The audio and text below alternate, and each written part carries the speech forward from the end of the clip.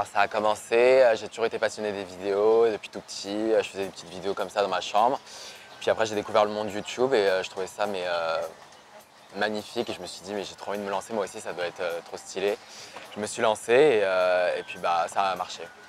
Donc je savais pas du tout que ça pourrait prendre du jour au lendemain, quoi. J'étais vraiment dans une optique où c'était d'abord pour exprimer mes sentiments, pour moi-même. Et au final, voilà, il y avait plein de gens qui ont commencé à commenter mes vidéos, qui ont commencé à les partager.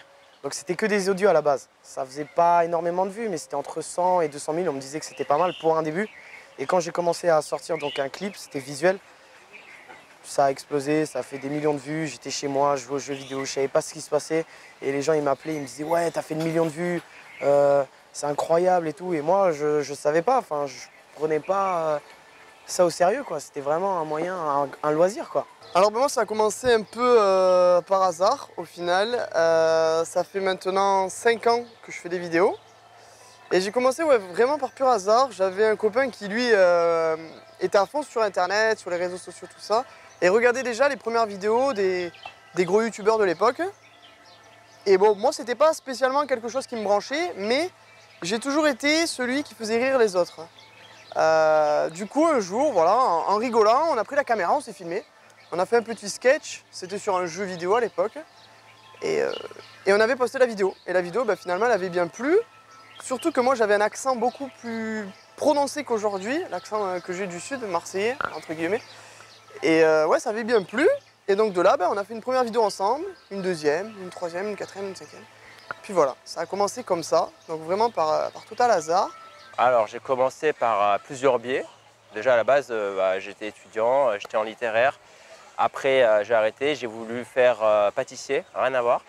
J'ai commencé un CAP. J'ai découvert au même moment le freestyle via les spots publicitaires avec les grands joueurs de foot, etc.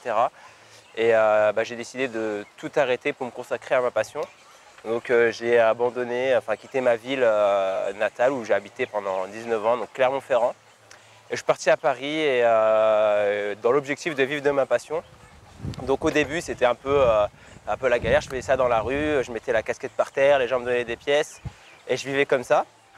Donc j'avais pas d'endroit où dormir, j'étais dans un squat avec des sans-papiers, une galère de fou, mais j'étais quand même content parce que je faisais ce qui me plaisait.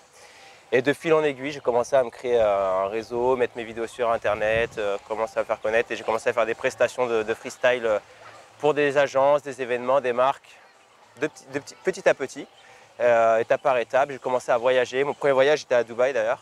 Et là, on est à Dubaï aujourd'hui, donc c'est symbolique, on va dire. Et avec le temps, j'ai commencé à me professionnaliser, faire des prestations pour de plus en plus de clients, de voyager de plus en plus.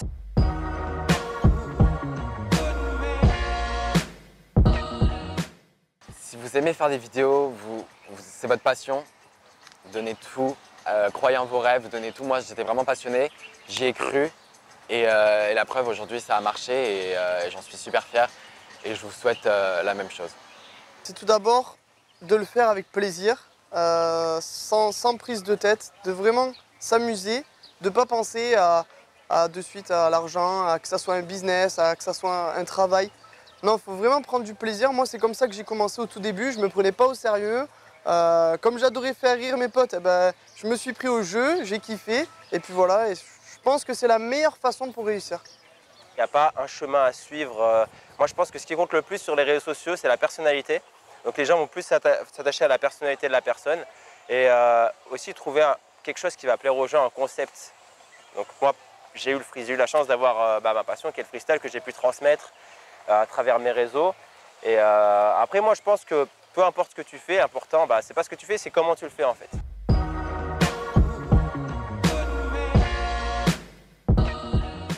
J'ai eu un bac STMG, du coup, anciennement appelé STG, du coup, option ressources humaines, que j'ai eu du coup avec presque la mention, un peu dégoûté.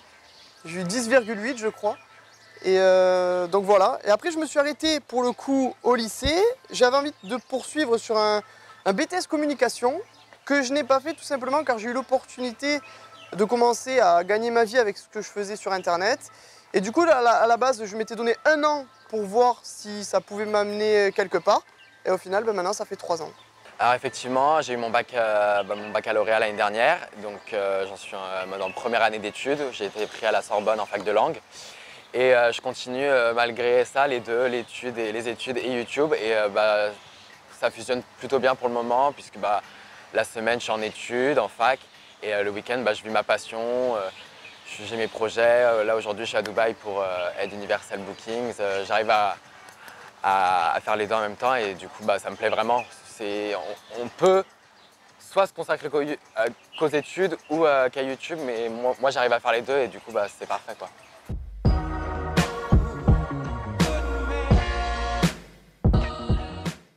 J'ai rencontré plusieurs difficultés pendant mon orientation, puisque j'étais perdu entre le monde de YouTube qui m'aide à vivre aujourd'hui et le fait de faire des études.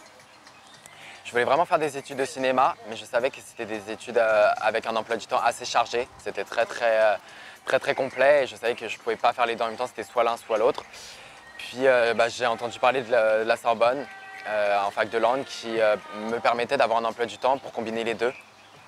Et j'ai postulé et j'ai été pris, donc je suis super ravi. Et aujourd'hui, ça se passe très bien parce que j'arrive à combiner les deux, à être performant à la Sorbonne en fac de langue et en même temps de continuer mes vidéos et faire mes projets. On ne m'a jamais vraiment orienté, j'ai plus suivi mon intuition en fait. Et j'ai eu la chance de découvrir ma passion, mais je sais que ce n'est pas le cas de tout le monde. Donc je sais qu'aujourd'hui, être suivi par rapport à son orientation, c'est important. C'est pour ça que Head Universal, c'est bien pour ça, quoi.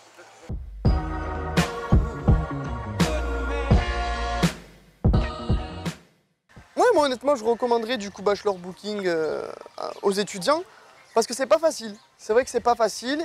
On nous propose maintenant plein de choses diverses et variées. On en entend dans tous les côtés, mais on ne sait pas forcément où aller, on ne sait pas forcément quoi faire, on ne sait pas forcément si ça va réussir. On entend souvent aussi que quand on aime un tel métier, on nous dit qu'il n'y a pas forcément de débouchés, ou donc on est un peu perdu, surtout quand on sort après, voilà, après le lycée, qu'on veut entamer des grosses études, ça fait un peu peur, on ne sait pas trop où aller, il y a plusieurs, plusieurs chemins, mais où aller, on ne sait pas trop. Donc ouais, si honnêtement je devais recommander quelque chose, ouais, ce serait Bachelor Booking, bien sûr. Oui, je recommande Bachelor's Booking et Master Bookings pour les jeunes. Donc moi je recommande vivement Bachelor's Booking et Master's Booking parce que tout le monde n'a pas la chance de savoir exactement où il veut aller, le chemin qu'il veut emprunter, etc. Moi je suis la preuve vivante. Avant je voulais faire avocat, pâtissier, pilote de rallye, etc. Et j'ai eu la chance de découvrir ma passion, qui n'est pas aussi la chance de tout le monde. C'est pour ça que je recommande vivement parce que c'est un système aujourd'hui qui existe et qui n'existait pas forcément il y a des années en arrière. Donc c'est une chance qu'il faut saisir et c'est un accompagnement aussi qui est très important dans sa vie. Donc c'est pour ça que je le recommande vivement et je sais que ça peut changer la carrière de beaucoup de gens, quoi. C'est un détail mais qui va faire toute la différence. Il y a des étudiants qui nous regardent, qui cherchent à s'orienter, à trouver où faire leurs études, un coach qui puisse les aider. Je vous conseille vraiment Bachelor's Booking, vraiment.